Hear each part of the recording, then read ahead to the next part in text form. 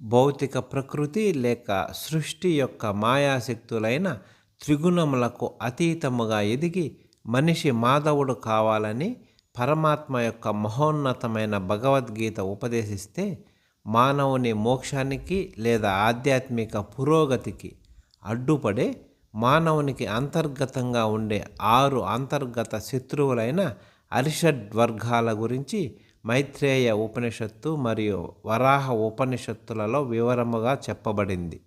త్రిగుణాత్మకమైన సృష్టి మొత్తము ఆవరించబడి ఉన్న సత్వగుణం, రజోగుణం, తమోగుణం అనే ఈ 3 స్థితులు లేదా శక్తులు ప్రతి మనిషిలోనూ ప్రవర్తిల్లుతుంటాయి. సత్వగుణం ఇది స్వచ్ఛత, జ్ఞానం, శాంతి, దయ మరియు సత్యానికి ప్రతీక. ఇది మనిషిని ఆధ్యాత్మిక మార్గం వైపు నడిపిస్తుంది. రజోగుణం ఇది కోరికలు, ఆశ, అహంకారం మరియు నిరంతర చలనానికి ప్రతీక. ఇది మనిషిని భౌతిక విజయాల కోసం పరిగెత్తేలా చేస్తుంది. తమోగుణం ఇది సోమరితనం, అజ్ఞానం, నిద్ర మరియు నిరాశకు ప్రతీక. ఇది మనిషిని క్రింది స్థాయికి దిగజార్చుతుంది.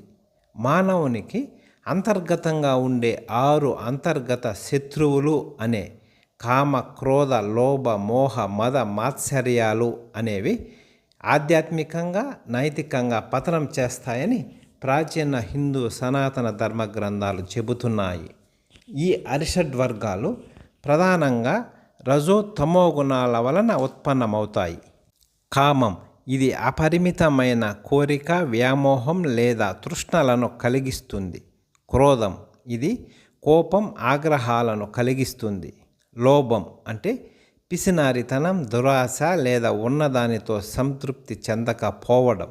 మోహం అంటే భ్రాంతి, అజ్ఞానం లేదా అనవసరమైన వాటికి బానిస కావడం.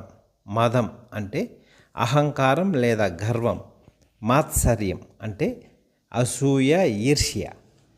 త్రిగుణములు అనేవి మనిషి మనుగడకు మరియు ప్రకృతికి అవసరమైన సహజ సిద్ధమైన శక్తులు. అరిషడ్ వర్గములు అనేవి కేవలము మనిషి పతనానికి కారణమయ్యే మానసిక రుగ్మతలు.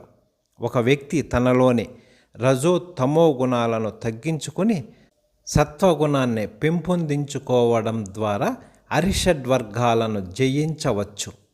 త్రిగుణములు మరియు అరిషడ్ వర్గములు మాత్రమే కాకుండా సనాతన ధర్మంలో మానవ జీవితానికి నిర్దేశించబడిన 4 ప్రధాన లక్ష్యాలను చతుర్విధ పురుషార్థాలు అంటారు.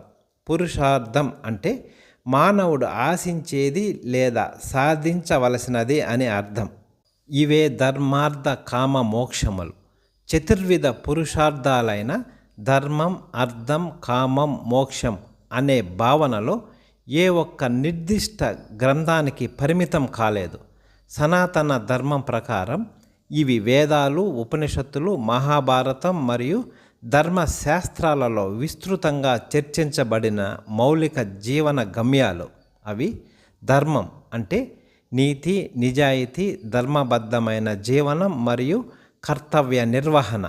ఇది మిగిలిన పురుషార్థాలకు మూలం. అర్థం అంటే ధర్మబద్ధంగా సంపాదించిన సంపద, జీవనోపాధి మరియు ఆర్థిక భద్రత. కామం అంటే ధర్మ అర్థాలకు అనుగుణంగా లభించే లౌకిక సుఖాలు, కోరికలు మరియు ఆనందం. మోక్షం జన్మ పరంపరల నుంచి విముక్తి చెంది భగవంతుడిని లేదా ఆత్మ సాక్షాత్కారాన్ని పొందడం. ఇది జీవితానికి అంతిమ లక్ష్యం. మానవుడు ధర్మాన్ని ఆచరిస్తూ అర్థాన్ని సంపాదించి అవసరమైన కోరికలను తీర్చుకుంటూ అంతిమంగా మోక్షాన్ని సాధించడమే భారతీయ జీవన విధానం యొక్క ముఖ్య ఉద్దేశం. Let your light shine.